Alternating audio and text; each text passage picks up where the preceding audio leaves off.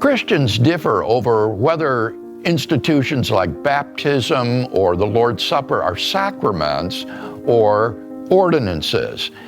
If something is an ordinance, that indicates that this has merely symbolic value. It's a rite that we carry out that has a deeper symbolic significance. For example, when you eat the bread and drink the cup, you are symbolizing your participation in the body and blood of the Lord, and hence in his atoning death on your behalf. It's a kind of participation in the death of Christ. But for the sacramentalist, these rites are much, much more than symbolic. Rather, these are literally means of grace. These are channels, as it were, through which God's saving grace comes to you.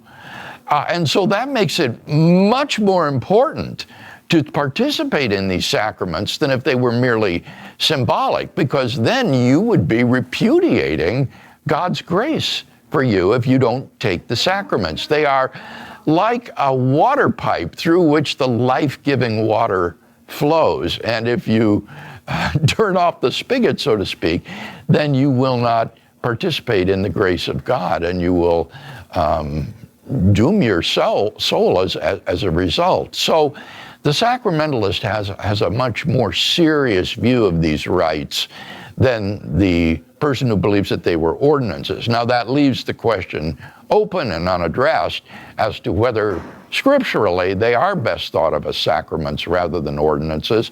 And that's probably going to depend on how you view the church, the body of Christ. For Catholics, for example, the church itself is sacramental. The church is the means of grace by which God's grace comes to humanity, and therefore to repudiate the Catholic Church is to repudiate God's grace. And that's why it makes it so serious for anyone who knows that the church is the means of grace to repudiate participation in the Catholic Church.